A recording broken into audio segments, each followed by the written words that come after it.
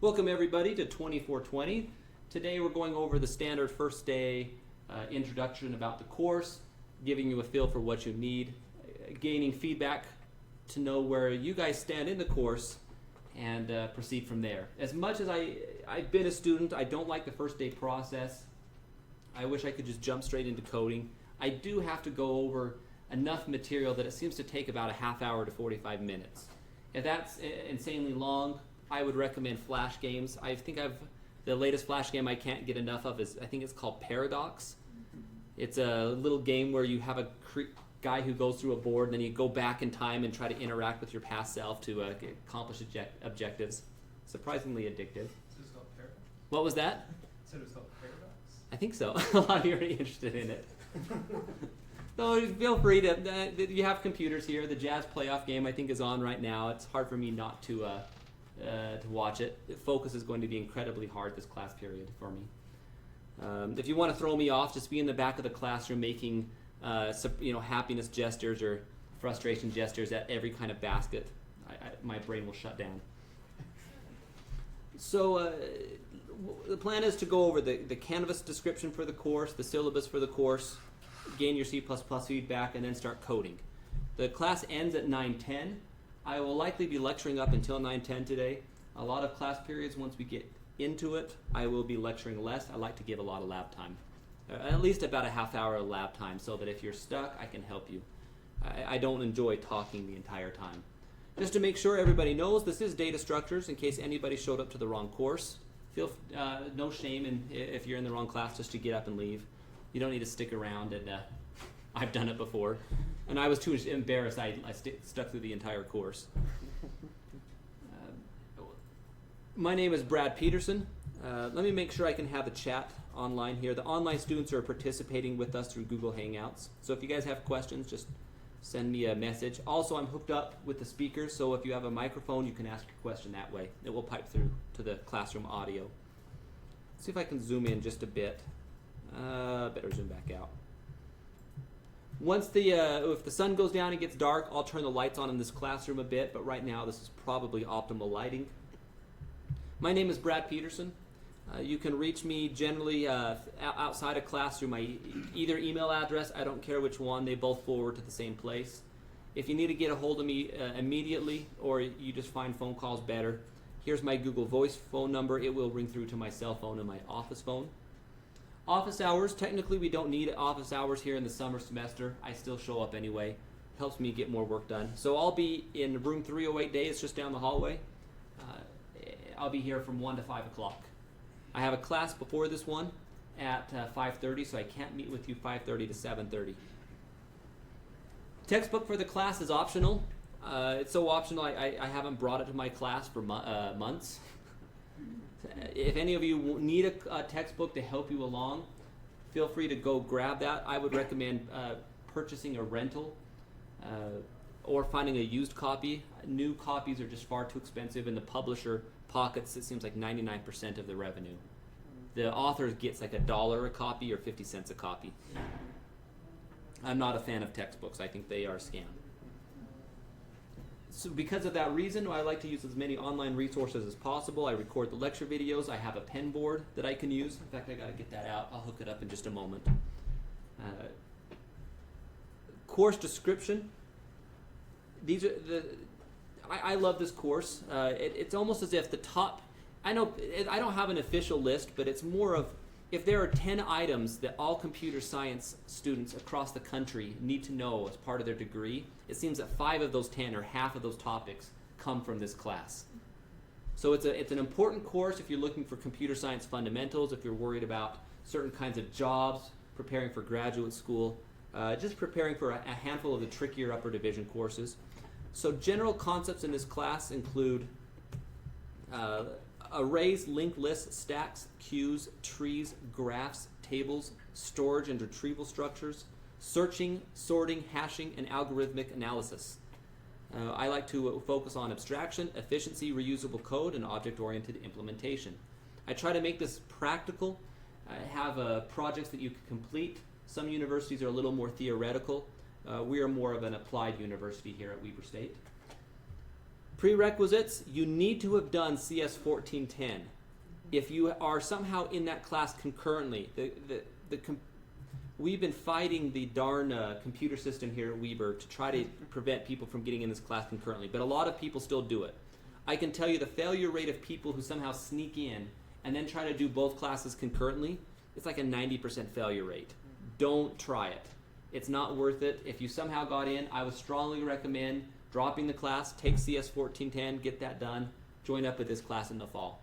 It's like taking calculus without algebra. Imagine if you sign up for algebra and calculus the same semester. It's not a smart idea. Well, a lot of you haven't had calculus, so you don't know.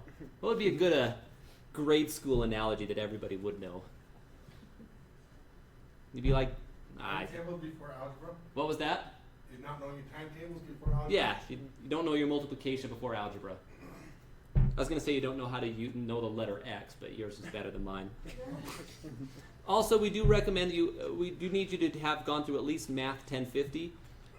More because in understanding how these algorithms perform, you need to have an idea of scale. What is logarithmic growth? I know that most of you have forgotten log, but I need you to have at least gone through a math so that you can recall this concept easily. Standard blurb. I don't need to take time to read this. A lot of you have already read it. Students with disabilities, if you have a disability, you're encouraged to go meet at a disability center here at Weber. I encourage this. It's actually done by case law. If you have a disability, the federal government and the court say we have to work with you. Most of the disabilities I see are more psychological in nature. What I see is that I will get a sheet saying, this student so-and-so has a disability. We won't tell you what it is. This student gets the following accommodations: time and a half on tests, sitting first in the classroom, and whatever, being able to record lectures, be patient with them, things like that.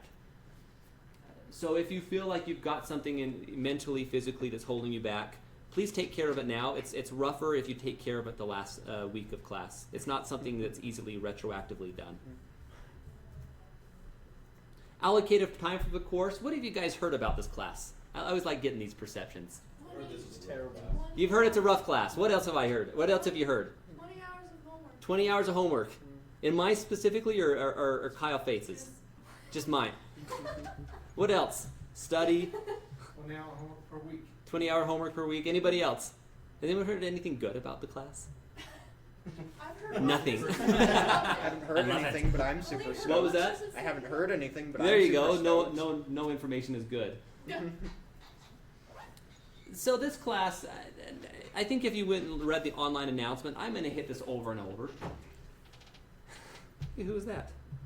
Hey, Manny. Study double. This class is not impossible. It's not meant to be a weed out class. It's not meant to be strict. I don't have any joy in punishing people. If I could have like a matrix-like experiment where I say, all right, this is going to be quick. We're just going to jam something in the back of your head and then it's over. You learn it all. I do that because I'd rather go for the most efficient, quick way of learning this material. If it was possible that I could lecture and my lecture was sufficient, I wouldn't do homework assignments. Unfortunately, the reality is the best way for people to learn is for you to do it. And a lot of you are still in a freshman mind or a freshman's understanding. You slid through 1400 or 1410. Maybe you missed homework assignments. You squeaked by with a C. And in this class, I need you to be at a sophomore level to prepare for junior level programming. I'm not pushing you any harder than that. And for a lot of you, just doing sophomore level programming is a giant jump from what you've done before. And any giant jump drives you crazy. It gives you anxiety, it gives you stress, it makes you question your life and your choices and your future. And I understand that. I've been there way too many times in my life. Just be aware that I do what I can to make this work out. Students who have felt that they've gone through the CS coursework with A's, maybe they have jobs in industry, say this class actually is pretty straightforward and easy. Students who are far back, it takes a lot to get up here. In other words, there's no easy way through the class. There's just the straight way, which is learning the material so you can do the assignments and complete the tests. There's no other secret, no back door, no weak way through the class. Does that make sense? Like all CS courses up to now, you'll always see attrition. I expect that I'd say 15 to 20% of you won't be here for the final exam. I don't want it that way. I wish all of you could stick around. I want to help all of you, but this is just personal life gets in the way. Some of you are classroom shopping. You signed up for 6 classes, planning to drop 2. You might realize computer science is too tough. I understand. Let's call tips for success. Determination. Students who complete all homework assignments have a very high rate of passing. Students who miss 1 or more homework assignments have a very low rate of passing. In other words, if you have a goal for yourself, I'm going to get 100% on every assignment. And if it takes me 10 extra hours to get that last point, do it. Not because you're getting an extra point, but because the amount of things you'll learn in that other 10 hours is what gets you from being, say, a C student to an A student.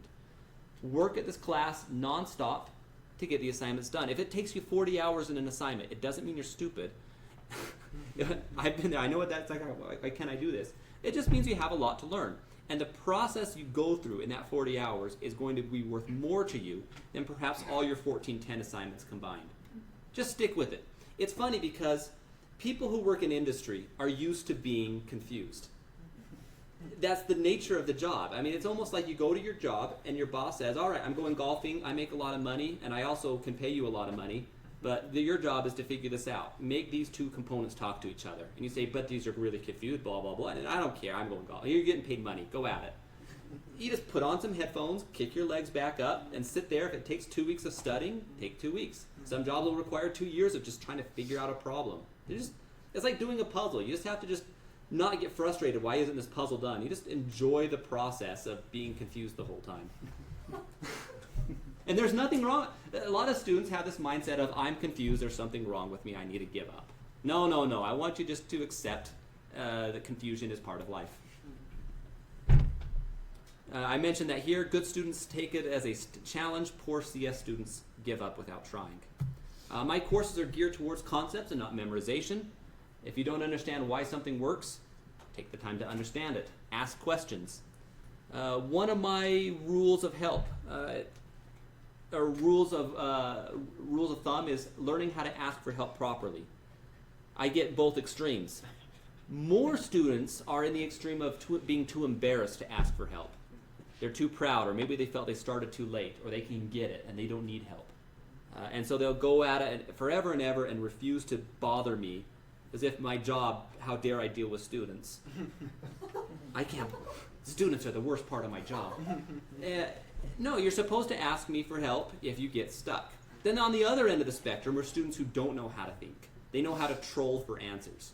They know how just to go around. Do you know how to do this? They'll go on the internet. Google, how do I solve this linked list problem? Oh, no results. I'll go ask my buddy who does this. Oh, he's too busy. I'll ask. They drive me nuts, and they make us instructors pessimistic and actually do hate students. My rule of thumb is you should give it at least an hour of good, honest effort on your own before you ask me for help. If you've gone, say, 10 hours and you're stuck, you really should be asking me for help regardless. But minimum 1 hour, max 10 hours. Does that make sense? The worst thing is if you ask for help and I give you a clue and I give you a line of code to solve it, and then 5 minutes later you're back and saying, okay, now it's failing at this part. What do I do next? Oh, no, don't do that. Does that make sense so far?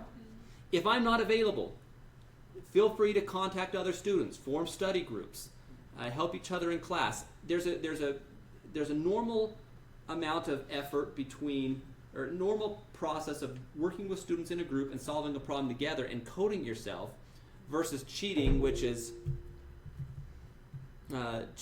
where you basically have one person solve it and everybody else just copies and pastes. You're fine to work together to solve a problem. You're not fine. It's not good to copy and paste. Does that make sense? If you're ever paranoid, you can actually just put a little comment in your assignment. For this section, this for loop, us 3 worked on it together, provide names. You'll see our code is similar. That's fine. I encourage that. Questions so far? All right. Grading. As much as I know that exams give anxiety, I still have to use them heavily. If I could assess properly on assignments, I'd make assignments 100% of the grade. Assignments do not assess. Exams do assess. Exams assess frighteningly accurately. Is that correct? Frighteningly? I can't say it. You got the idea. I know a lot of you say I have test anxiety. I knew it, but I couldn't show it on the exam. My results that I see from my point of view is that's false. If you know it, I give you more than enough time to show that you know it. It's not a race. You just, simple questions, provide answers, move on. And I like to do a lot of essay questions so I can get you partial credit. If you half knew a problem or an answer, I can give you half credit. And so just, if you know the material, the best way for me to verify if I can pass you or not is if you can just say, if I can ask you a simple question. Hey, what if we do this with a linked list? What happens? Oh, it does this, this, this. All right, you get it. I can get you an A for that question. If you don't know that, then it shows me you need to retake the class. Does that make sense so far? All right. Assignments are 40% of your grade. I tend to have between 7 to 10 assignments a semester, depending on how challenging the assignments are. In other words, that means assignments are worth about 5% of your grade each. You miss one assignment, you're automatically down 5% from your max grade. That hurts. That hurts a lot. You miss 2 assignments, you're down a good, up to 10%. That really hurts. Don't miss assignments. I do review quizzes. I like to do questions, and these are hard questions. I like to be tricky or like to be hard. I do it online electronically. It's 10% of your grade. You don't get credit until you pass the quiz with 100%. You can take it as many times as you want, from wherever you want, as long as you want in that week period. I've seen some students do 200 results. They gave up figuring out the numbers, so they thought they could just start guessing numbers to get there. Make a JavaScript Yep, program. I've seen that done too. Those quizzes cover 1410 material and also some 2420 review material. And you'll see it. I'll have announcements when they get posted. They'll be in KiteTester. Of course, the midterm and exam, 25% of your grade each. Someone has their mic on. I need to shut it off. It looks like they got it. One late assignment or redo assignment can be accepted for half credit. The due date is on the last day of the finals for the semester. You can't redo an assignment for half credit. You can't do a late and a redo. It's just one or the other. Does that make sense? Mm-hmm. So if for some reason you bomb an assignment, you get 1 out of 10, you can redo it and get best 5 out of 10. Just as a red flag, far too many students are embarrassed by getting 9 out of 10, and they won't turn it in and say, oh, I won't turn it in until I've got it perfect. No. Turn it in, get 9 out of 10. If you still want to turn it in perfect, you can. It doesn't help you. But you're better off getting the 9 out of 10 than the 5 out of 10. Does that make sense? I promise you, I know it sounds terrible, but from my end, they're just grades in a grade book. And they make the process so fast for me that I almost don't see the names anymore. It's like, I'll grade this. All right, 9 out of 10, 5 out of 10. I don't really have any face attached to it, so I'm just assigning grades. There should be no embarrassment at whatever you send me.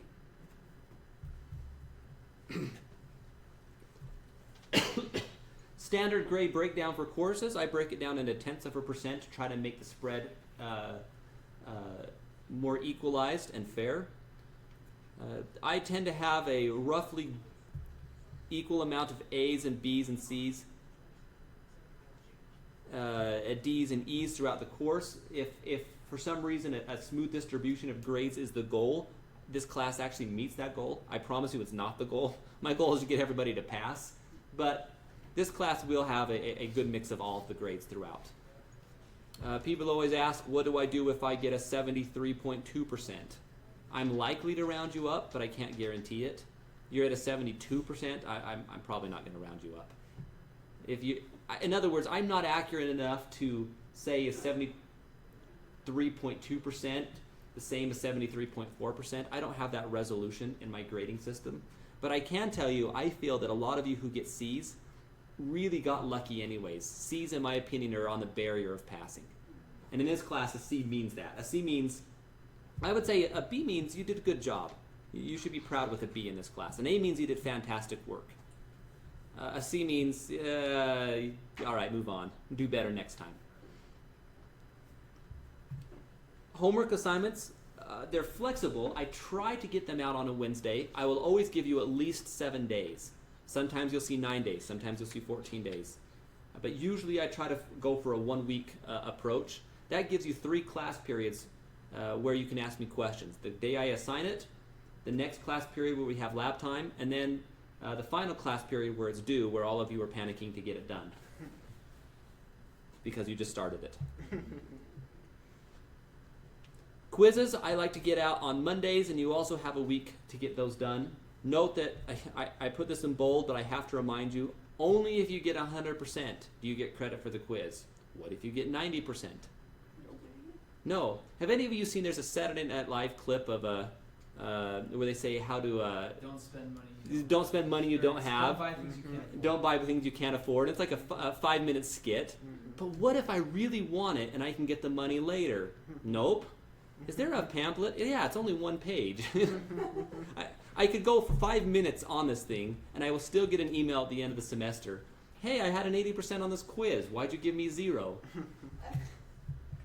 For that reason, I've also instituted a first day quiz that you cannot go through and get to the first assignment until you pass the first day quiz covering basics of the course.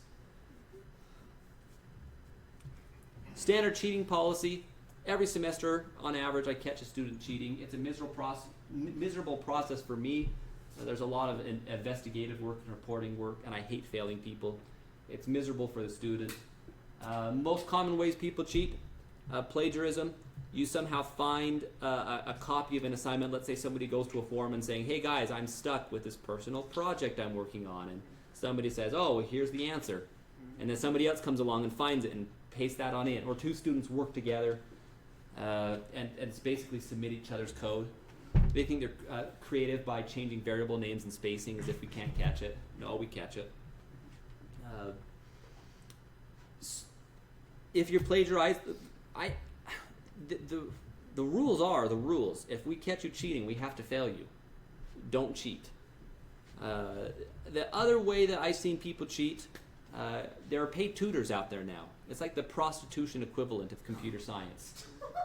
It's just like prostitution. It's really good money. If when you get your degree, if you ever just say I have no morals and I want a lot of cheap money fast and I don't want to leave my house, just go find one of these paid cheating systems. You can charge like $60 an assignment, $30 a quiz. People have used it. I've caught them doing it. Gets you in a lot of trouble if you're caught. It becomes pretty obvious when people have really high scores on the tests or on the assignments and really low scores on the exams. You have to provide a Weber State ID, so it's pretty hard to cheat on those exams. So like with plagiarism, if people are working together and I totally support people working together. I encourage that. mention that so we're gonna have similar code, that's not No, because I've seen I once had a brother and sister, they were twins, and they were in the class together, and so I was worried. Their code's going to be the same. No, they worked everything together. They did a whiteboard together. They solved problems together, and their code couldn't look more different. The way they solved it was different. And it's obvious where people who take one person, they all copy off one computer versus they solved it themselves. Does that make sense? If you're worried, though, you can say I worked in a group, and that makes it in other words, it's rarely a gray case. It's almost always solidly, yeah, this is obvious cheating versus not. I had a mother and son who was also in my class together, and they ended up cheating. And it was one of those situations where they thought, oh, we'll change variable names and white spaces, and it was obvious. Does that help? Also, a common problem in cheating is that this is more common in foreign students. For whatever reason, it's a cultural issue. They believe that when a question is posed, it's their job to go out and find the answer. Whereas a lot of you obviously understand, no, it's your job to go out and figure it out yourself. So it wasn't in this class, but it was another course I taught where I asked a question from a textbook. And the student went out and not only found the answer key to the textbook online, he copied and pasted the answer from the answer key into his assignment. Even more, there was a figure in the answer key. So he copied the figure from the answer key into his assignment.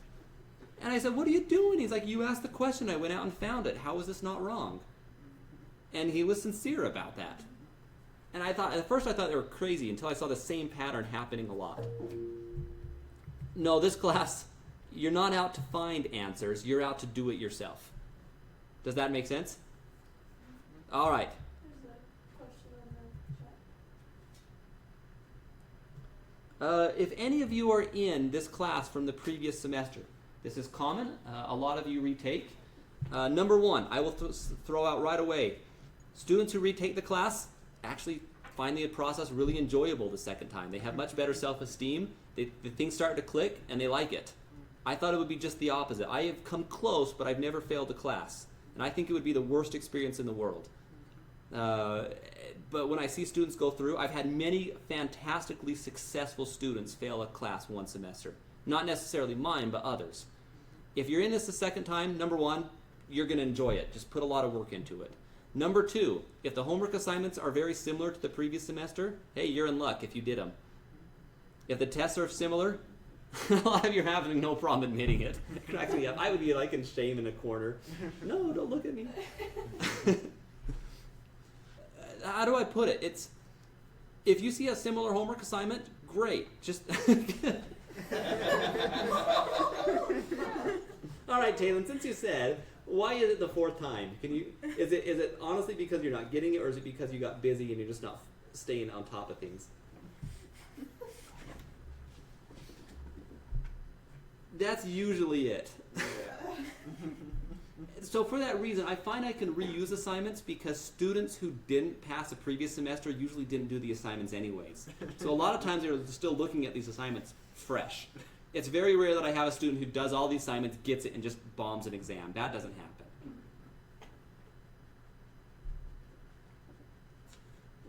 Yeah, and I have a lot of the people who retake, and I get this. A lot of times when people retake, it's because things got busy in their lives. They just, your job gets in the way, family gets in the way, you took too many classes, you just had to let one slip. Sometimes it's because it's more of issues, and this is why you're a student. You just have some personal flaw of some habit of your life that just has to get fixed in order to make this class work out. I say that because I'm with my graduate studies. I'm doing my PhD, and twice now. This is common.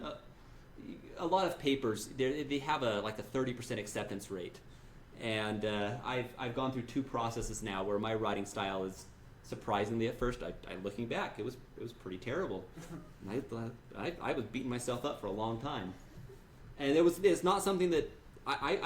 Where I worked incredibly hard, I put way too many sleepless nights to get caught up, and sometimes it's not something you just cram in a week. Sometimes you just need several months of reflection and redo. So I can tell you, at least in that regard, I've been there, and I know it. It sucks. But when you get past it, you feel a lot better. All right, where are we at here? Syllabus. I think that's all I've got here. Any other questions? No, that's not the syllabus. This is the syllabus. Course fee statement, we have to put that on all of the syllabi. Yes, we do use it for these items. This is the general flow I'll be taking through the class. I'll at least be sticking to this order, but the week by week trend may change. So a lot of you saw this announcement, is that right? If you haven't, give it a good read through. I don't need to go through it again. The biggest one I want to mention, again, is the reason people don't pass the class. Number one, life gets busy and you can't do assignments. I understand that. Number two, improper ways of solving homework assignments. The best way, the most successful way to do my assignments, and this should be in any programming exercise, write only a few lines of code, run it. Verify that works. Do not move on. Please do not move on until you got those few lines of code to work. On the opposite end of the spectrum is the sure 100% failure rate that I've seen. Writing sloppy code where nothing compiles and saying, well, this doesn't compile, I'll go back and clean that up later. But because I'm crunched for time, I'm going to try to write the entire assignment and then I'll go and fix it back up. I have yet to see a student succeed in that approach. Do not do that. If you turn and say, Brad, here's my assignment. I wrote 5 lines of code and it took me 20 hours, but it compiles and I'm proud of you. Good job. Next time let's shoot for 10 lines of code. I'm serious about this. If you send me a whole assignment that is just nothing but compiler error after compiler error and you just threw crap in because you wanted to try to do it all at once, I'll be upset, and you won't pass the class. It just doesn't work. Besides that, doing every assignment, tackling it piece by piece, that's usually the best way to get through the class. There's not much more to it. I give you more tips for success. Is there anything I'm missing here? Compilers. Anybody here using a Mac or Linux? Do you guys know how to do C++ on yours? I've got Windows installed. You got Windows. The Mac C++. Oh, what's the name? I forget the name, but the standard thing that you download from the App Store is really pretty good. Their IDE is great. Anybody else using Linux by chance? What, do you know how to get yours going? I installed NetBeans to try it. NetBeans is great. Eclipse is also great. And you got the G++ compiler you hook it up to? Yeah. Okay. It's kind of weird. I mean, you're newer students. I always used to think of the IDE and the compiler going together. That's not true. They're really separate. In Linux, they have a good, clean separation. Here's your code editor. You have lots of choices. Here's your compiler. You have lots of choices. You can often swap around as needed. I can help you a little bit with Linux and Mac. I write my assignments so they can compile on all of them. I try to avoid anything Windows specific or Windows centric. Use the discussion forums on the left. They're fantastic. You get stuck on an assignment, create a new discussions topic. Say, how do I do this? Please don't paste answers. Here's how I did it. Just give general ideas. You can describe it in English, but just don't post too much code. You had a question? Sorry, I forgot. You forgot your question? Yeah. All right. They will come back. Participation quizzes? Oh, yes. A lot of you have already realized, wait a minute, if he posts his lecture videos online and you can just join a class through Google Hangouts, and I saw that he mentioned in the class announcement that the classes are merged together. Why bother showing up to class? And a lot of you will make this realization, and 2 weeks from now, only a third of you will be in the classroom.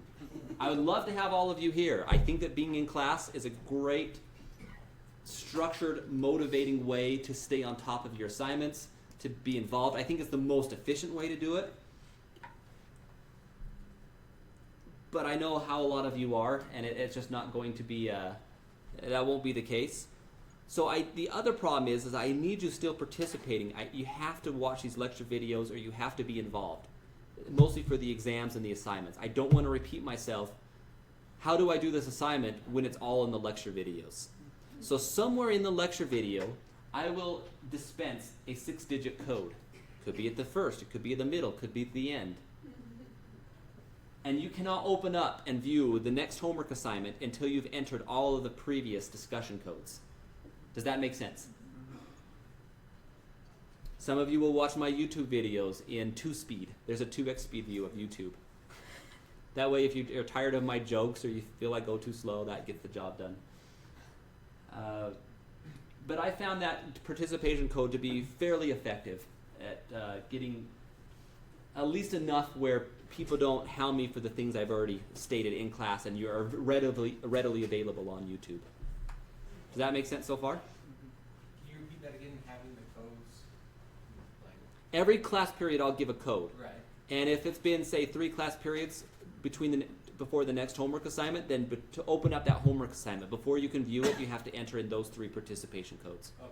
So it's not necessarily always the same. It could be 2 codes, 3 codes, 7 Yeah, I mean, if it's only been 2 days between homework assignments, if it's been 5 days, you'll have 5. Does that make sense? Yep. Just all the previous participation codes that we missed. Other questions so far?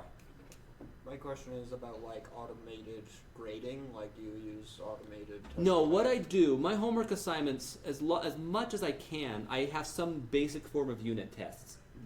So it'll say, test number 1, passed. Test number 2, failed. You got 3, it should have been an 8. Test number 4, everything destructed right. You cleared up, there's no memory leak. And it makes it easy for you to know exactly what I want you to do. It also makes it easy to grade, especially if you get everything to work. We just check it out, make sure you didn't modify the tests and didn't cheat. Then I can get you a quick 10 out of 10. I also utilize student graders. I've got 2 of them lined up. In this class, student graders work really well, largely because the assignments are easily gradable.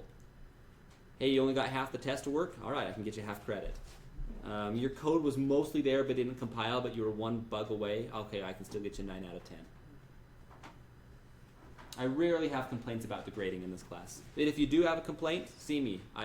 I'm more than happy to say, all right, well, I'll grade it myself. So the participation code we don't have to worry about if we do this online. Otherwise you'll be calling it? No, it'll be sometime at point in the lecture. In fact, would you like me to do one right now? All right, let me get my pen board out here. I usually have this hooked up. Uh-oh, I hope I have the cord for it. I do. Because I don't want to have a camera on me writing on a whiteboard. That's a lot of work. Also, I don't like how I look on the camera. I need to buy a Barry White filter so it sounds sexy and smooth. Be a lot better. All right, and I will open up OneNote. We'll do that page. Here we are. All right, so let's do some numbers. Someone just name out any 2-digit, 3-digit favorite number you have. 42. 13. 42 is a good number. What else? 12. 12 is a very good number. Why is it a good number? Because it's very John Stockton. Oh. How'd you know that? He has the same birthday as me. Oh, that's it. That's a really good reason. I was gonna say because I run on a base 99 numbering system. This number doesn't exist. He pushed out.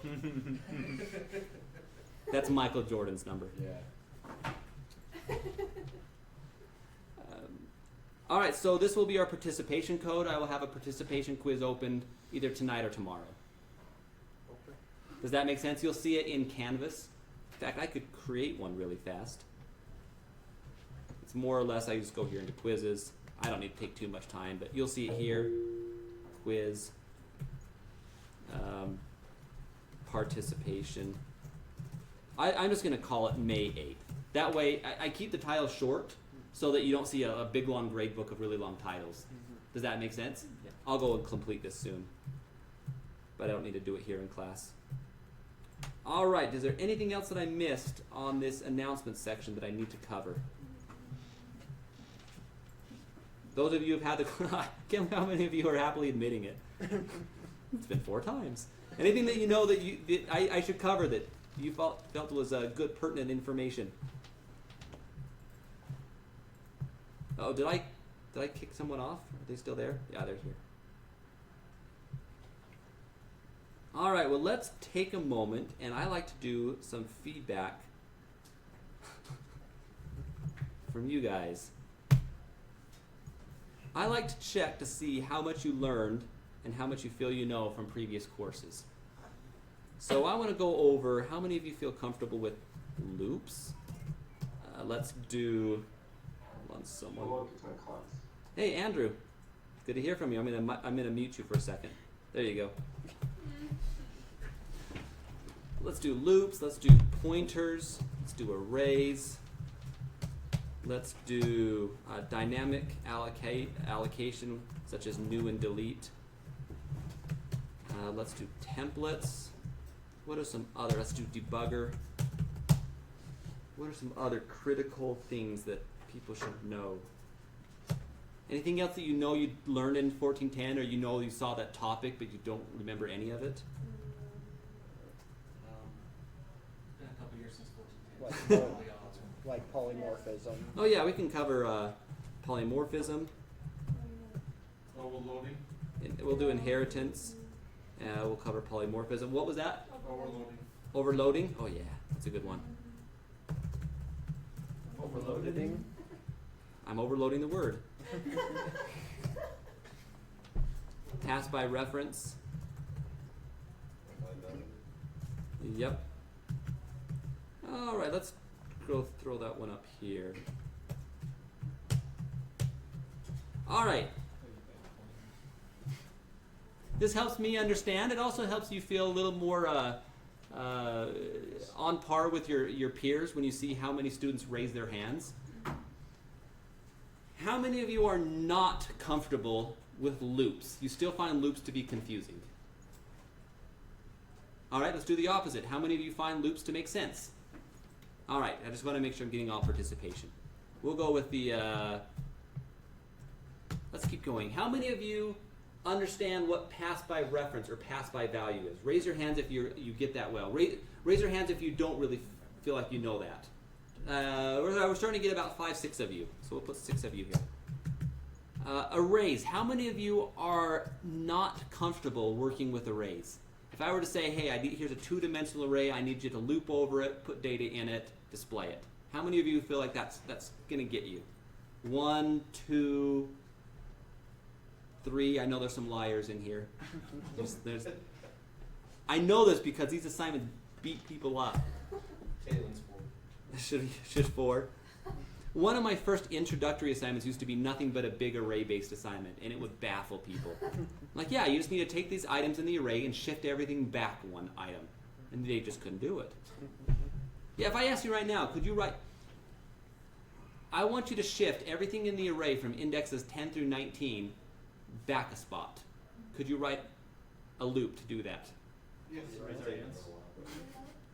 Who just feels like they couldn't do that?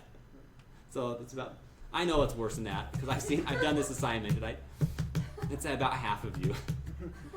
All right, pointers. How many of you are not comfortable with pointers? A lot of you. You know the theory of pointers. How many of you are comfortable with pointers? 1, 2, all right. I think, as far as So I know. I'm in your boat. I used to hear pointers and they used to confuse me and I was scared of them until somebody just said, it's just an address. It Yeah. just points to data. Literally Well, an address. That's really all you need to think. Like, isn't there something else? No, the pointer data type has 32 bits. Was there a 33rd bit to like say this is evil? No, it's 32 bits. How much of that is the address? All 32 bits. You ever wonder why they call it a 32-bit operating system? Yeah. Oh, because it's the pointer side. The pointers are not hard. We're going to be doing pointers this entire semester. They're weird at first, but you'll get the hang of it. They're not scary. I'm going to say most. How many of you are not comfortable using new and delete to dynamically allocate? If I were to say, hey, the user wants an array of 1 million, at runtime, make an array of 1 million. Do you know what? How many? If you don't even know what? How many of you don't even know what? If you're not comfortable or you don't even know what it is, raise your hands. All right. How many of you feel comfortable with it? Just if you give me this face like I don't know. If you don't know, then raise your hand. Yeah. Or how about the heap? Do you know what the heap is, or heap versus Yeah. stack? Yes, yes. That's what this is. Oh, okay. So I'm going to say half. Science cannot move forward without heaps. What was that? I said science cannot move forward without heaps. Oh, there's a lot of things that don't have a heap. I know that. It's I a do Futurama GPU programming reference. all the time. What? It's a Futurama reference. You're on my good side.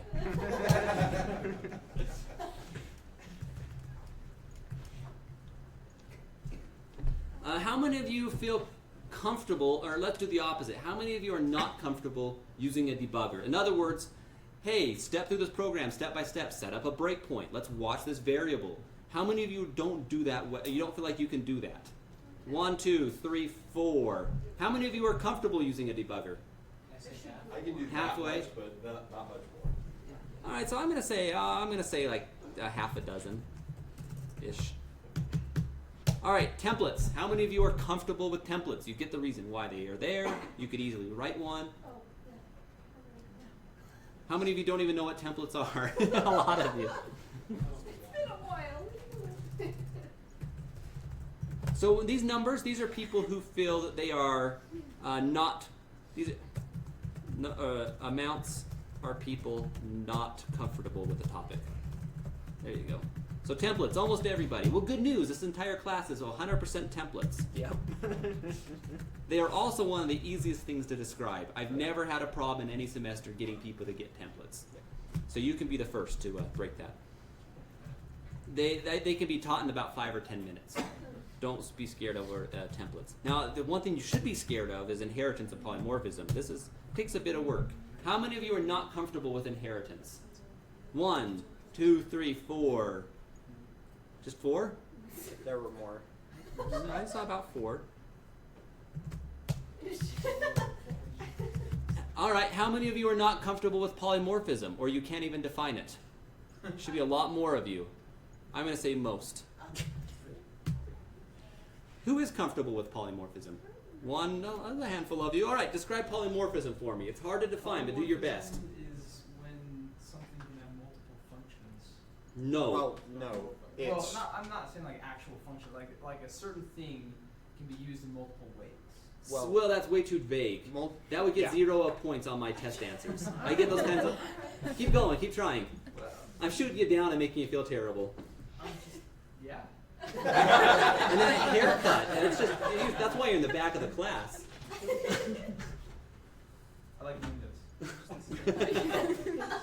No, anybody, no, give it one more try. I think you know it. I'm trying to think of like an example, because it's been a while since I was in 4th and 10 two An semesters insect ago. is not a spider, but a spider can be an insect, that kind of polymorphism. Yeah, so that's an example.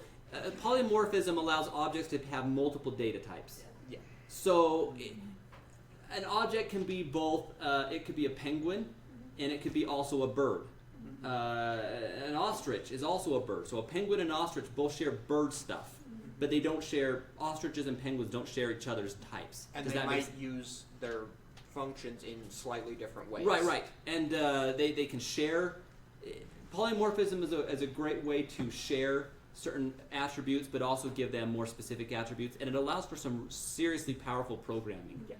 Where you just say, look, here's just a whole bunch of, you can have a collection of bird objects. And it could be a bird, a penguin, they could be an ostrich, they could be a parakeet, and they'll all act in their own special way. But you can have a collection of birds. Does that make sense?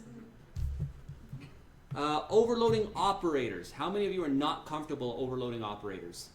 About half of you. How many of you are comfortable with it? All right. This one I could answer. All right. What's overloading operators? Well, some things you can't necessarily just say, like a class plus or an object plus an object.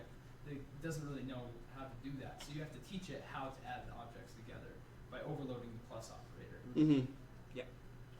Got it. Yep. So we'll be doing that. We'll be taking a lot of operators in this class and overloading them. Especially, let's say, like not equals is a common one for us to, or equals. Plus plus, we'll overload them a lot. And you'll see it throughout the class. This is actually not that hard to understand once you get a good lecture on it. You had a comment? One thing that I think we might have missed that I think might be valuable here is recursion. Oh yeah, we can cover recursion. How many of you are not comfortable with recursion? Here. Didn't use it a whole lot. You can, but Google has a really great definition for it. Oh, not, Yahoo doesn't have a good Oh. definition. Google's got the. Oh, recursion. Did you mean recursion? Click on it. Did you mean recursion? Click on it. Did you mean recursion? oh my god. Let me go. The answer to life, the universe, and everything. Yes. Is 42. I'm happy. I'm just like. I can take it and I can multiply it by 2. And I just broke it. it's 84. I do Zergling Rush. yes. Go. Get him, stop him. He's on the page. There's all sorts of stuff. Tilt. Oh, does it not tilt anymore? It's a skew. It's Oh, huge. Askew. There we go. Tilts it. Do a barrel roll. I love how these are. Is there any others? Complete because you've searched them so many times. I know. Whole new world. There's a bunch of stuff there. Anyways, There should be a class on I think there was about half. We'll be doing recursion as well. It's weird. This is not easily picked up. As the best I try to explain it, and I have all sorts of fun, creative ways. It's the architecture underpinning of recursion is really straightforward, but it messes with people's understanding of it, and it takes a while to get past that.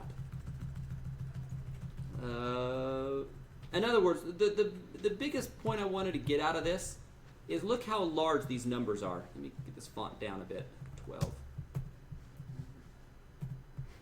I would hope that all of you come in with a solid understanding of these materials. That's what 1400 and 1410 are for. In reality, what is it? It's 1410 or 14. About half. That a lot of you are still hazy about these concepts. A lot of you, how many of you feel like you just forgot C++ entirely? A lot of you. How many of you have been a year since you've had C++? How many of you, your 1410 somehow was not even in or C++? Do I have any of those? Really? Sometimes I get people who are transfer students who their previous class was Java. What was your previous class? Was all Java. And so it's kind of a pain to make that jump. So the first 3-4 weeks of this class, you'll see a lot of heavy C++ review. In fact, I like to get into linked lists, but as we do that, we'll be trying to cover a lot of these topics. And so if there's something we say, look, as we move along and we jump into pointers, we might take 2 class periods to do nothing but talk about arrays and pointers and dynamic allocation. So there will be a lot of review. That means these first homework assignments will seem like they take a bit of time to get caught up, or we might extend them just so we can review. But usually by about the 5th or 6th week, we can make good progress. And for those of you who feel like you're just constantly behind, just lost, nothing makes sense, programming a simple loop baffles you, if you stick with it, I have seen students report that after about the 10th to 12th week, things start to click and things do make sense. But it's not fun. You're going to have a good 2 to 3 month haze, really bad haze. All right, any questions so far? Yes. Are we going to focus at all on structs and enumerations? We'll do structs, but they're just straightforward. They're just classes. Yeah. Yeah. What's the difference between a class and a struct? Struct is public by default. Struct is public by default. Classes are private. Classes are private by default. Anything else? Nope. There's really minor differences, but from a large overall perspective, that's it. Structs can have constructors. They can have methods. They're just, by name though, most people associate structs with just a collection of data members. You usually don't put methods with structs. You'll have people punch you if you do. Other questions? If they're the same thing, why would it upset people to use it? Because the history, they were different. Yeah. In the C world, C came first. And in the C world, there were structs. In the beginning. Because people needed a way to say, well, I've got these ints and I've got these chars, but I need to be able to... It would make a lot of sense if I could have some... Like, let's say you're doing English distances, feet and inches. That's an obvious one to do as a struct. All right, here's my feet and here's my inches. Put them together as one unit. Mm-hmm. And so a union of data types was common. And then when the object-oriented world came along, people said, wait a minute, these are just really structs that have methods attached to them. And so when the C++ compiler guys got together, they just really said, there's really no difference between a struct and a class. But struct by convention means data members only. But the compiler people's point of view says, I don't care, I'm just going to call them the same thing. Does that make sense? Yeah. Other questions for me? Was that clapping for the Jazz? No. Oh. 62 to 52. For Golden State? Yes. And it's just the third quarter. Yeah, we're going to lose. But they're fighting hard. I'm proud of them. I just don't want them to get splat. Went on like a 14-0 run. Who did? To get it back. Oh, so we were really far down? 25, and they got on a 14-0 run. That sounds like what we've done, though, a lot of the season. I want to be up. Oh, well. It's probably better I'm teaching so I don't stress out watching it. Online students, do they have any questions for me? Hi. That's a photo here. All right, no questions here. All right, so our first homework assignment is going to involve linked lists. That will involve pointers. So I want to start covering some concepts here. We can cover, on tap, we can cover for sure pointers. But if you want, we can also cover dynamic allocation. And we could, it turns out that arrays naturally go into this concept as well. Let's go ahead and, it's hard. Let's start with pointers. These three actually go along together. I find that if you teach them all together, it makes more sense. I know it's like, wow, you're doing 3 topics at once. No, that they make sense. They don't make sense unless you put them together. They're like the salsa of the programming world. Like onions, absolutely terrible by themselves. No one should ever have an onion for anything. Tomatoes, terrible by themselves. Green peppers, it's like a freak of nature. But if you put them all together, you get something really good and something useful. So pointers on their own are okay. Dynamic, okay. But you do all these together, yeah. Now we're talking. Now we got something. Let me start a new project here. I'm assuming that a lot of you know how to create a brand new project. I don't want to spend a lot of time on this. You can watch what I'm doing in case you need a review. Please, in this class, I'll be doing empty projects. I'll be giving you code you can copy and paste. Don't do Win32 console apps. Just do an empty project. I'm going to call this Spring 2017.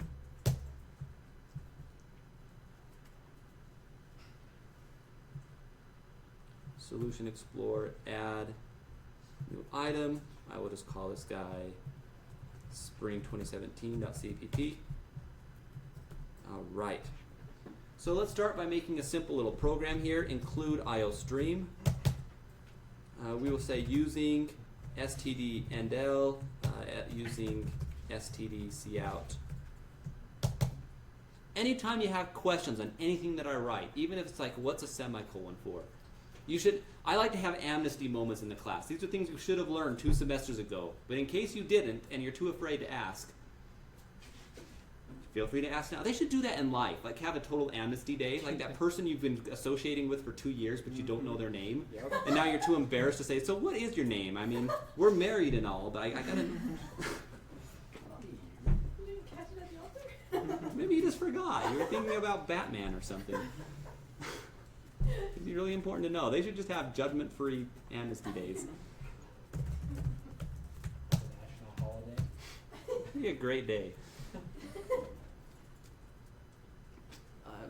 Also, my apologies about the temperature in the room. Is it hot for any of you? Yes. I complained forever and got a lot of people's attention by the fierceness of my complaining. Long story short, there's 2 completely different systems. There's a computer system from one company and a cooling system from a different company. The 2 were never meant to talk to each other, but someone at Ogden long ago made a decision that all buildings on the university use one computer system. So frequently the 2 break down here. And they're constantly having to manually restart it, and they're trying to code it, but that's just life. I know. I don't like it, but it's just how it is. One question regarding the syntax. Do you have the way that you have it here, I take it that is your preference on how you want the assignments done as far as the curly brackets? I don't care. Okay. I don't have a commenting standard. I don't have a naming standard. I mean, I just don't want variable names that are completely wacky and out there. Like if we're doing some kind of coordinate program, don't make your x's y's and your y's x's, or don't make a variable called Horus and another called G17. I mean, just make these things make sense. But I'm not picky. This class is more about getting the thing to work rather than it's about being pretty.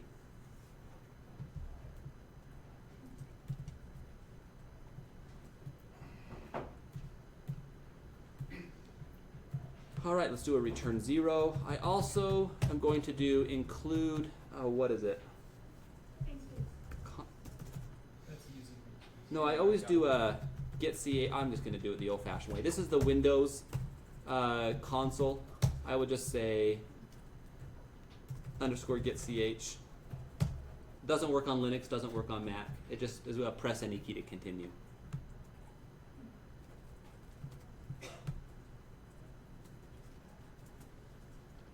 All right, let's start with pointers. How do I define a pointer?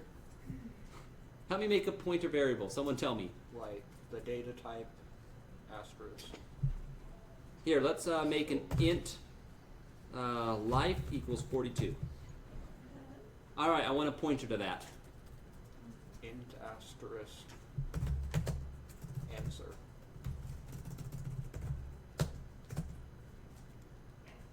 Then what? You've already answered, no more. How do I get the address of life? The ampersand like. There you go.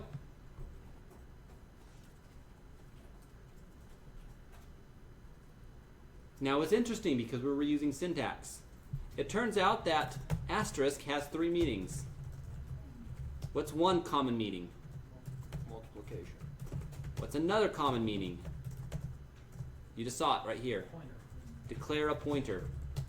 What's a third common meaning? Dereference. Dereference a pointer, which we'll get into just a moment.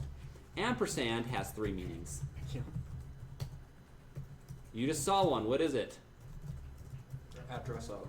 Address of. There's another one. Single ampersand, not double. Pass by reference. Pass by reference. And a third, I'll be impressed, and I will call you a geek if you know it. Do you know it?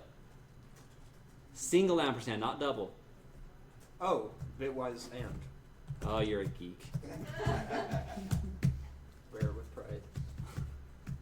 We will not be doing bitwise, but bitwise, I love it. I wish I could do entire assignments on bitwise, but Yeah. people hate it.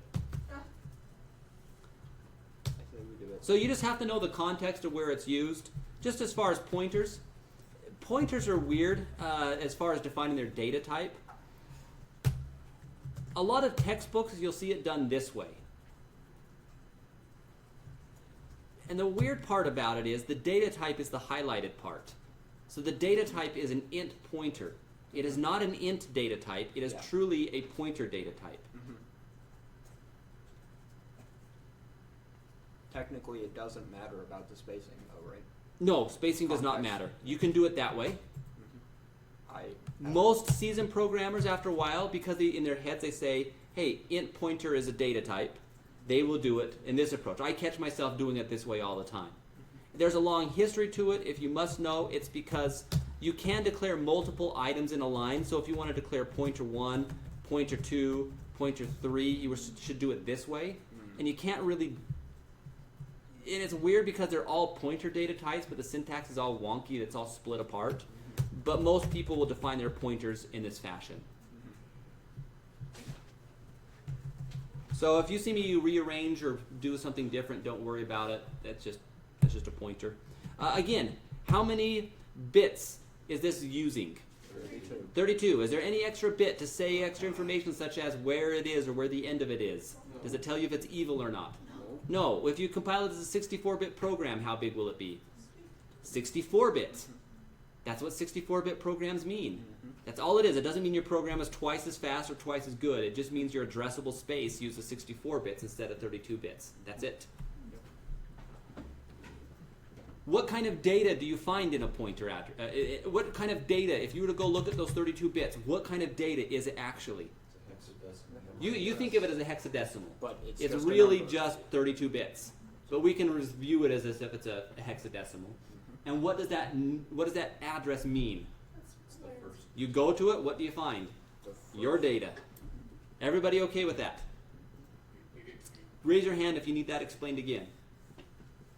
Feel no shame. Yeah. You pay good money. It turns I've done the math on it. You pay about is it $10? Let's do the math again. The course fee's 30. No. Was it no, Talon, you almost got me there.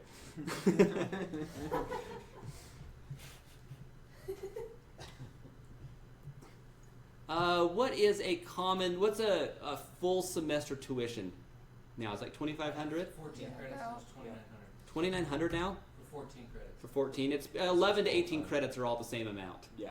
Well, I have 3 of them are like business classes. Which Yeah, is so a little bit more. I can promise you that Weber State, I know it sounds like a lot, we're still one of the better deals nationwide. I wish we could have this number half that or less. It's just life. Other places it's a lot worse. I can tell you it doesn't go to... My base salary is pretty dang low. I can guarantee some of you make more money than I do. 2,900. Let's say that you take 4 classes a semester. 2,900 divided by 4. So 725 a class. There are 15 weeks a semester, or about 30 classes. Divide this by 30 classes. It was 24.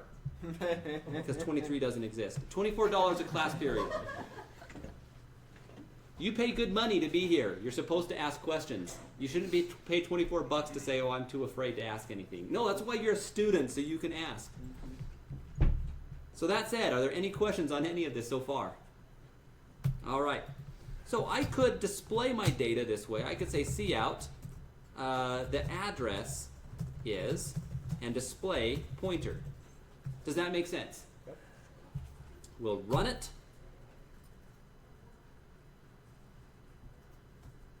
and it actually tells me an answer. The address is at this hexadecimal location. Now that's not an actual address in RAM, it's more of a virtual address that the operating system then internally maps to an actual address. You'll find that if you rerun a program, or if lots of you run the program, you'll see the same addresses. It's just kind of a relative address space to your program.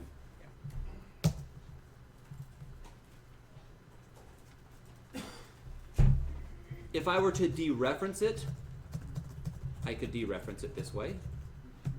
That does not mean declare a new pointer.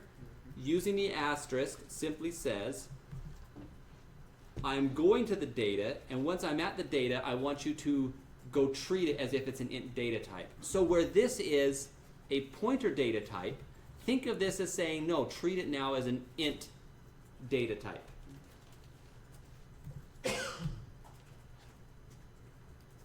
I run that, and I have the data is 42.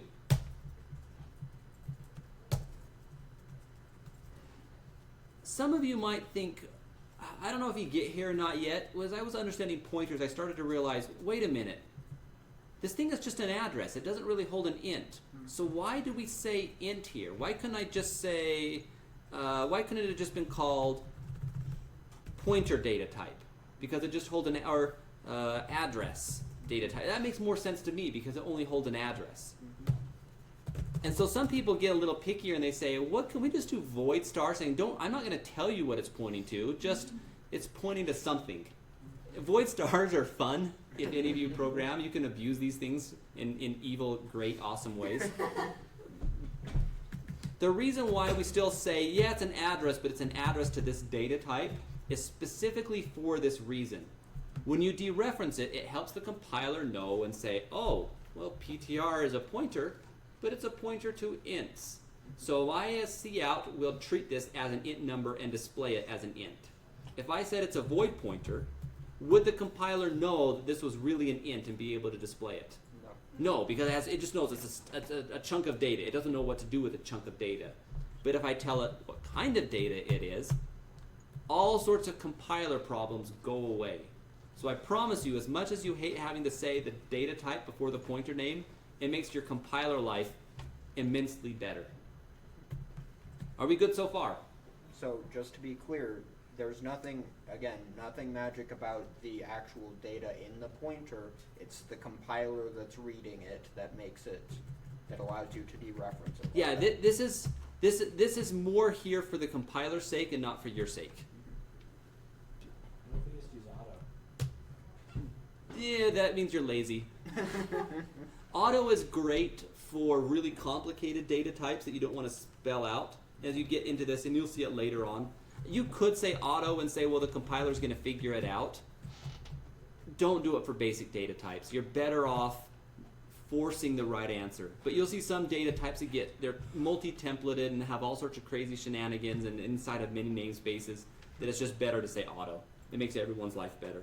Yes? So that first line, the address is, it tells you where pointer is in memory, right? And the second line is Not where what it is. This doesn't tell me where pointer is, it tells me where life is in memory. Okay. If I wanted to find out where That's what I pointer meant. is, hold on, because this is getting right into the next thing I want to do. I can find out where the pointer itself is. You okay with that idea? Yeah. And I could figure.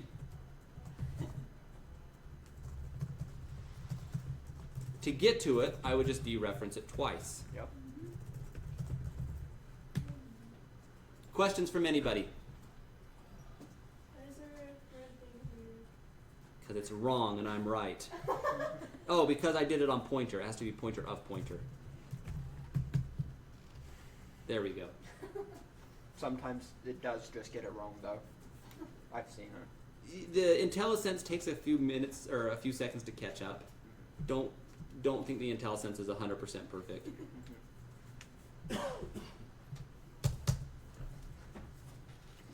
All right, let's talk about arrays and the heap. This is important. We still have time. Let's do it. Let's get a view, my pin board. All right. Normally when you make an array, you would do something like this. Int ARR, let's throw 10 elements in it. That's fine. That creates an array of 10 elements. Compiler knows we're all good. I could show you right here, int ARR10, and I could load stuff into it.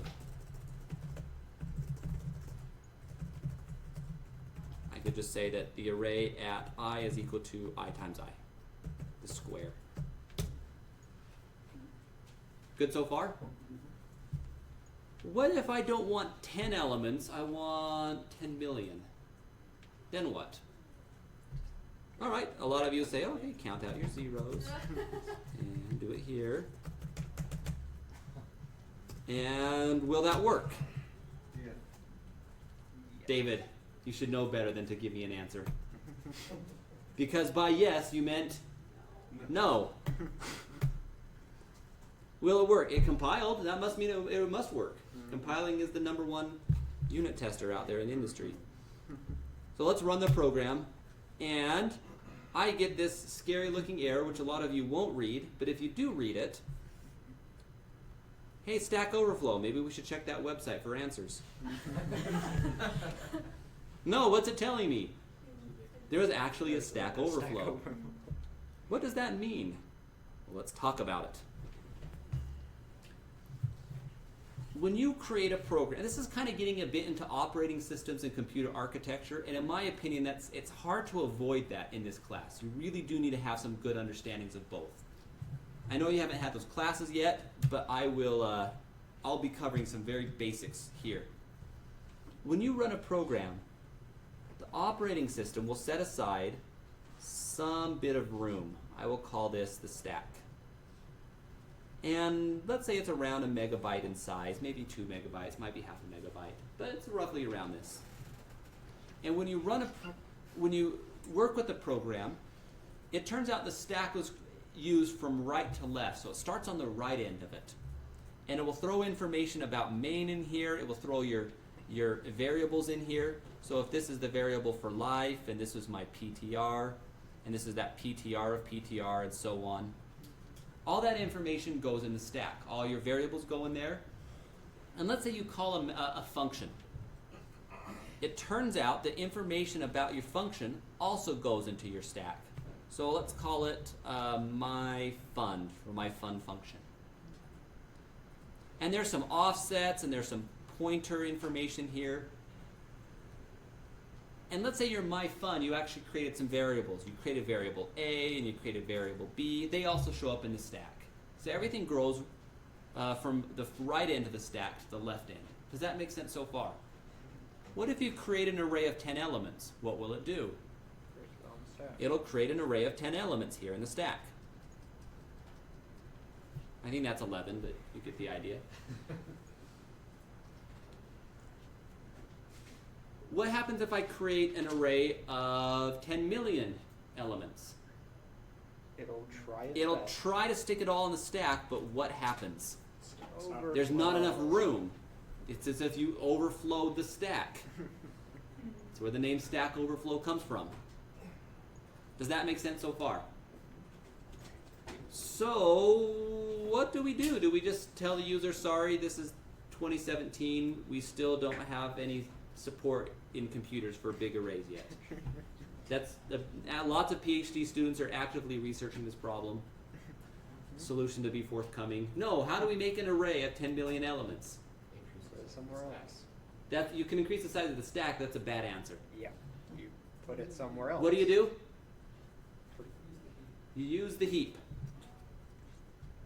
How big is the heap? Hold on, it's big. It's a good answer. It's too big. Here. All right, see that stack? Yep. It's up there.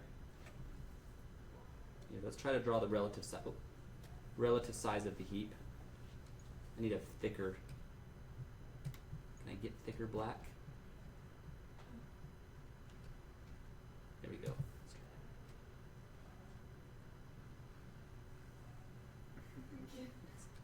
Heap. Try to really cram this in there.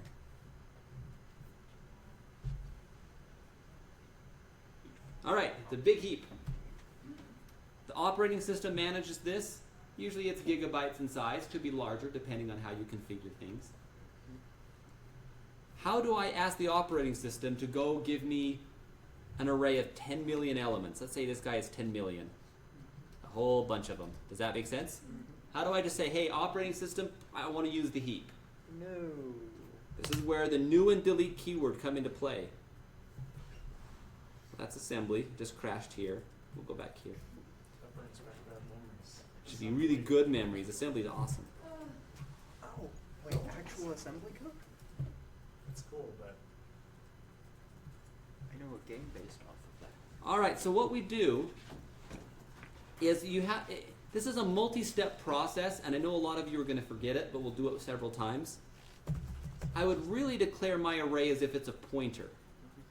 And I ask the operating system to go get me this much space. Now there's a lot of things going on here, so let me describe it all. Well, let me let you all type it, then I'll describe it.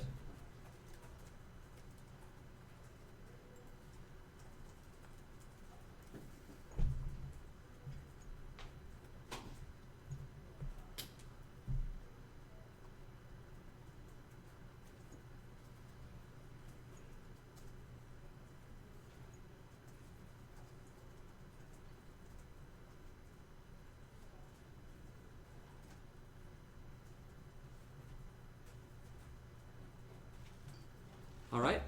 The new keyword is an operating system. It's part of C++, but really what it does is it goes and asks the operating system, hey, please go to the heap, and if there is any room, if you've got this much room, go find a chunk of it, set it aside for my program, and return for me the address of the very first byte of that chunk. Now, how much does it need to set aside? Because I told it ints, it knows the ints are 4 bytes. All right, and I asked for 10 million.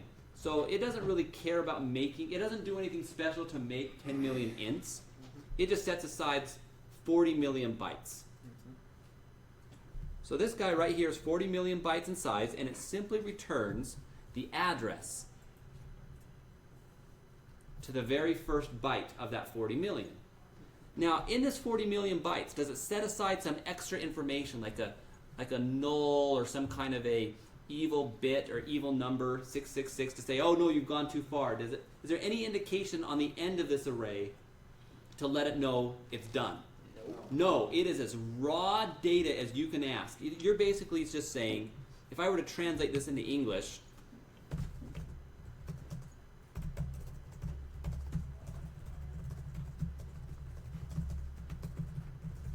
that's really what you did. Operating systems are always male.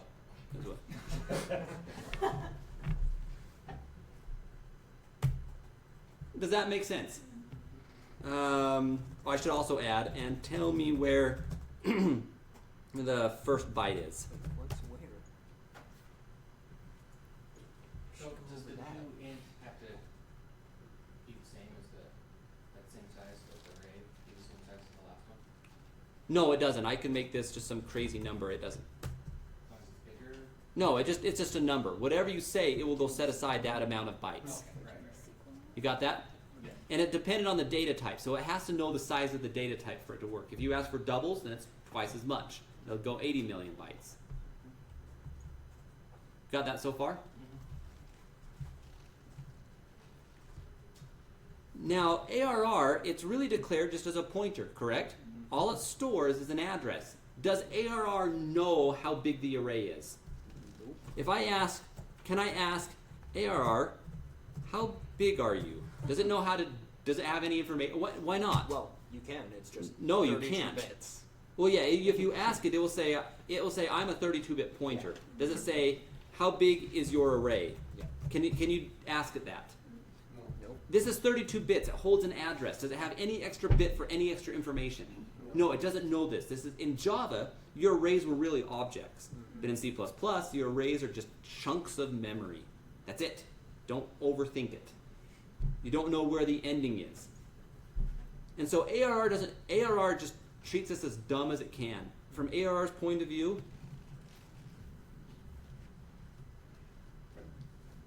he just says, all right, I point here. And it hopes it points there. Usually it is pointing there. but you can make it do evil things. So for example, could I make,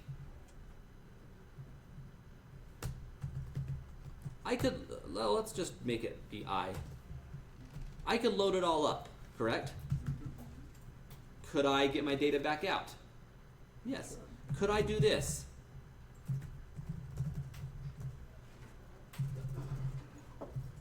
Now let's make this.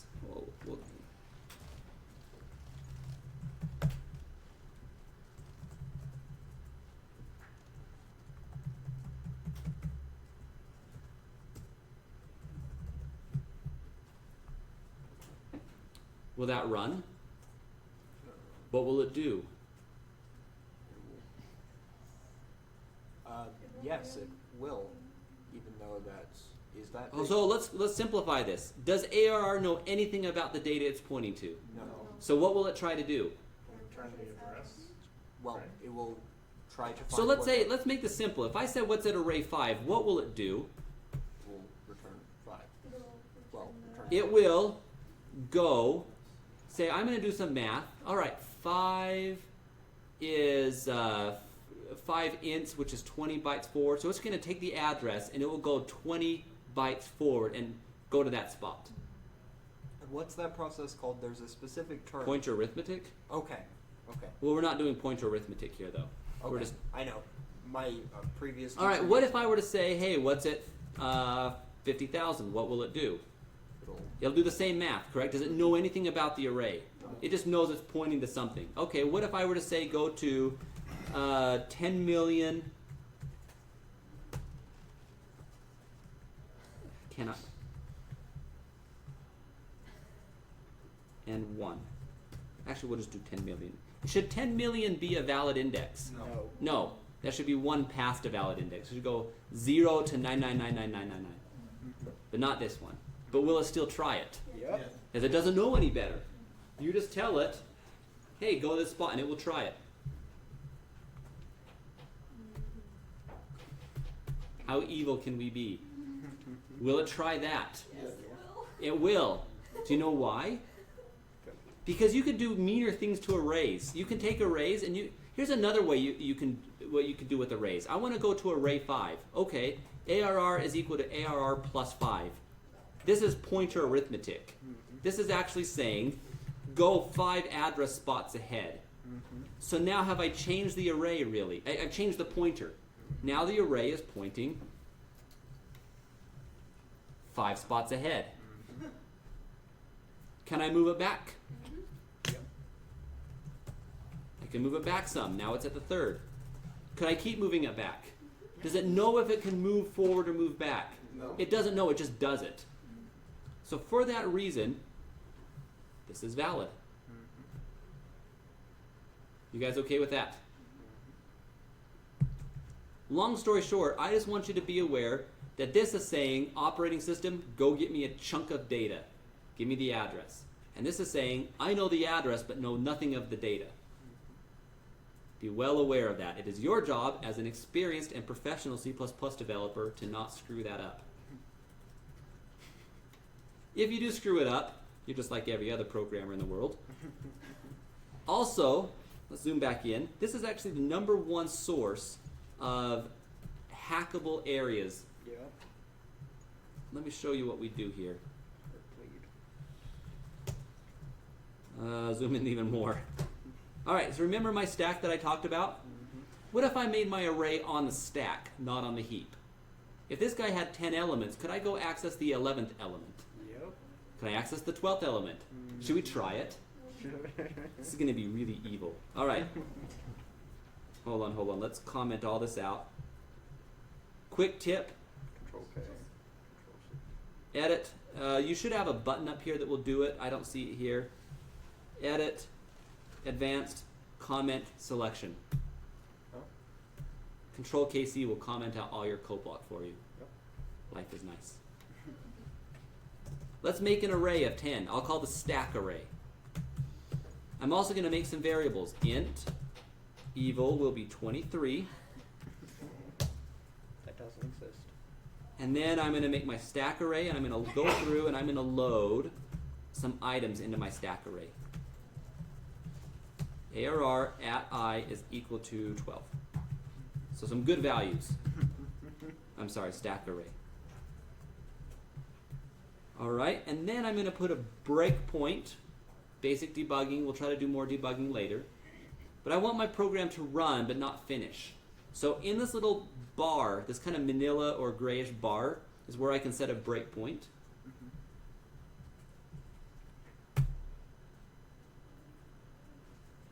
Run the program. You'll see a little yellow arrow saying the program has run up to this point, but it hasn't continued on. Your program is stuck there.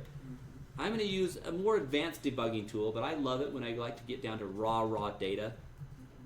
Once you're in debug mode, this debug windows gives you all sorts of options. It doesn't show up if you're not in debug mode, but once you're here in debugger, all sorts of goodies.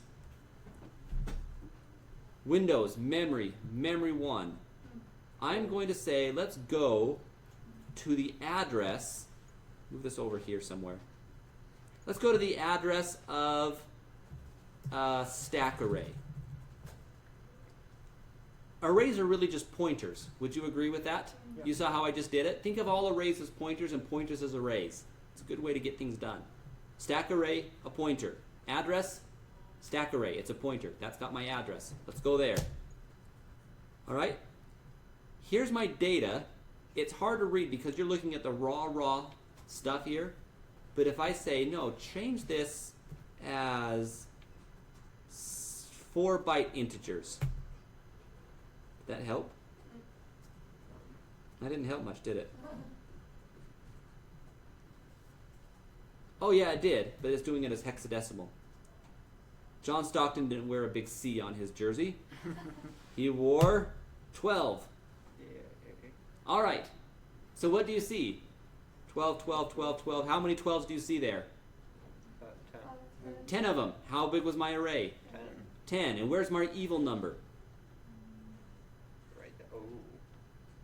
Why is it here and not right there? This is a computer architecture thing. Computers like to pad out.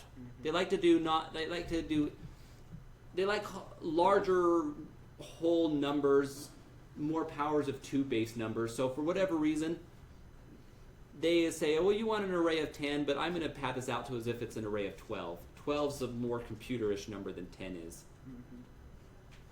Do you accept my weak answer? And so here's the 23. Does that make sense? What if I were to say, hey, stack array, at index 10, let's write something evil. What's another evil number? 666. Let's do stack array 11. We'll do another same evil number. And what happens if I write here? What do I want to replace 23 with? How about 32? Karl Malone. All right. And now if I say, what is evil now? Or has evil become good?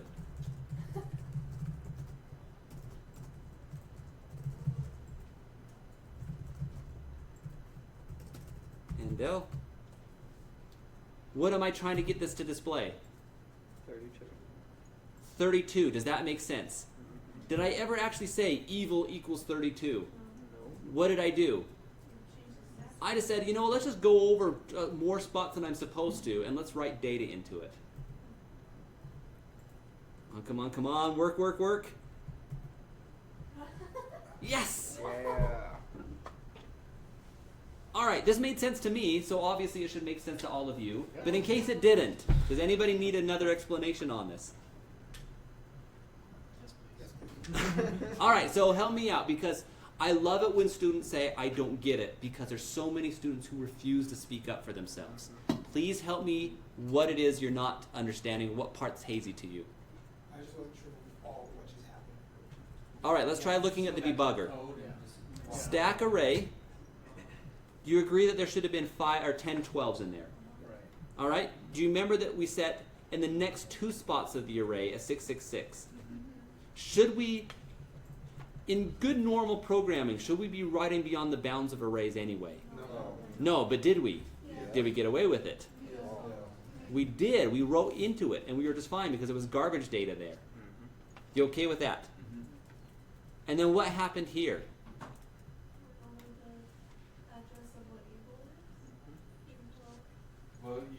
Here, let me Not draw it the out from a address. stack point of view.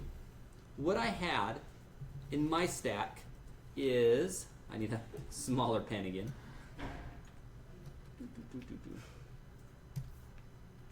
My stack has, come on.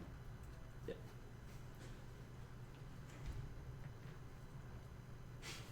What? Try drawing the other way. Never had this happen before. Is it the palm It's detection?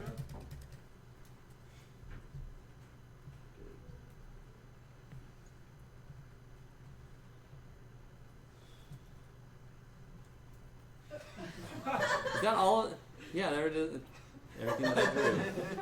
And there's my big heap. See that? Yep. Oh. Don't want to delete the heap. All right. Scroll up. Holy cow. That's crazy. All right. There we go. So we have our main. Inside main, I created something called evil. I put some data here. And then I created an array of 10 elements. They all had 12, 12, all the way to the end 12. And it also left 2 other spots just for padding room. So when I wrote to array at 10, I wrote it here. When I wrote to array at 11, I wrote it here. When I wrote to array at 12, where did it write it? It wrote it right here. Does that make sense? Anybody else need a further explanation? There's still something not clicking in your head. So one Yes. question, you mentioned that we could write over it because it was garbage data, but obviously the evil, we had already defined that. Yes. We can really write over any. You sure can. Now you're thinking. If we took it full. See, because this is where hackers come from. Hackers just say, I'm not hacking anything. You're just giving me all the tools. It's just right in front of you. Can't believe you don't see it. It's like you leaving a car door unlocked. Like, you mean I could open an unlocked car door? Yes. Even if it's not mine? Yes. This opens up so many new possibilities. I guess my question is, there's 10 spots and then 2 spots with 666. Yes. Then how does the 12th spot of the array all of a sudden, is that because that's where evil is stored? That's just where it was in this example. It just happened to be there. Do you buy that? Did you put it there, or is that where it was stored? That's just where the Okay. that's just where the compiler stuck So it. when you ran the program, it might not have been. No, you might not get these 2 things of padding. Okay. It just happened that this compiler said, no, if you're making a stack array, I'm going to give you padding. And it just did it. Probably to try to align it nicely with memory. Yes? So I'm just trying to picture it. It's like, would you say it's almost like when you're building houses in a neighborhood, and so each address, you were saying address. This is where I'm getting that from. So each data point, these 12s, the 666s, the 32, they all have their address. Yes, they each have But we their own can- address. Those were values. While we're looking at one address, we can build on it, even though we're not supposed to. Right? Correct. Adding numbers, we're moving addresses to where other things are stored, and just extending our kitchen. And just Yeah, I mean, if I want to take your example, I could actually say stack array. I don't know if this will work because it's already been defined, but I could say go forward 12 spots. Should I be? It's like saying take my address and go forward 12 spots, and then go to that dereference the thing, and in there write a new value. That's more or less what you were saying, just kind of spelled out even more mechanically. Luckily, array syntax does that whole job for us much faster. But yeah, this is saying go forward 12 address spots or 12 lots on my street, and now go write something in there. Yes? So could we just keep going until we just... Yeah, now you're thinking. See, you didn't go that far. Would it still compile? Oh, it'll compile, because does this have any idea where its bounds are? Okay. No. So will it go outside of bounds? Yes. What fun things can happen if you go outside of bounds? All sorts of fun things. The NSA will love you if you can understand this. So remember how I kind of threw this offset and this pointer in there? These are more or less, one of these, I got to get the exact details, but one of them says when this is done, it's hard to describe it. I don't want to get into it too much, but your program, everything in a computer has an address. And when you run a program, even the lines of code of your program have addresses. And this is really saying, go to this address where the rest of main is, or where we left off. And so what you can do there, what hackers will often do, is they will put in their own address. What they will do is they will put evil code up here. And then in this pointer, they don't let it return to the main spot. They overwrite. They keep overwriting, they keep overwriting. Does that make sense? And they change this pointer to say, to an evil address. So when it says, okay, return to where I left off, it'll actually return and actually run code. And then they can make that code do things such as create a user and delete everything on the hard drive. And this is called a buffer overflow exploit, the number one most common way hackers find problems in programs. So if you ever, in other words, you got to be really careful with your arrays. You can't let people ever write beyond the bounds of the array. The moment you do that, you open your program up for all sorts of shenanigans. And it messes with your own integers that you set, your own variables that you set. Well, yeah, not only does it mess with your own variables, but it allows you open the door for almost anything people want to do. If this program were run as a root or an administrator user, then you've basically given someone full rights to the system. Other questions? Yes? So do you get the stack overflow when you've accessed a spot in memory that's beyond what? No, you don't get a stack overflow if you access a spot outside of bounds. You would get a stack overflow if you fill up the stack with stuff. Okay. So it's not it'll come out necessarily- one of two ways. One, you create way too big of an array in here. The other way, this happens more with recursion. You keep having functions call functions call functions call functions call functions, which fills up your stack. Okay. So it's not necessarily the memory allocated for. It is possible that, yeah, it is possible if you try to access an array spot outside. Like, we were trying to go like 1 plus 1 or 2 or 3, and that's okay, it'll let you do it. If you try to go to access, say, plus 1,000,000, it's going to be out, that's going to probably go outside the bounds of what the operating system said you had access to. Sorry, I had to cut you off because it's 9:11 and I'm past time.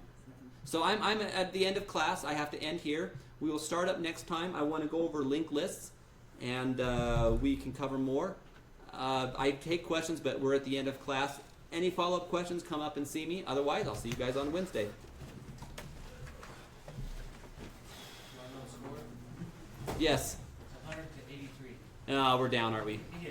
Darn it. There's 6.5 minutes left in the fourth. Who's our best performer? I don't know, I have to check the score. Devin, sorry. The class is same time, 7:30 to 9:10, Monday and Wednesday. I'm taking any classes for me to record this my first class. Sure. I don't know where to find any of this stuff. I Let me, logged in.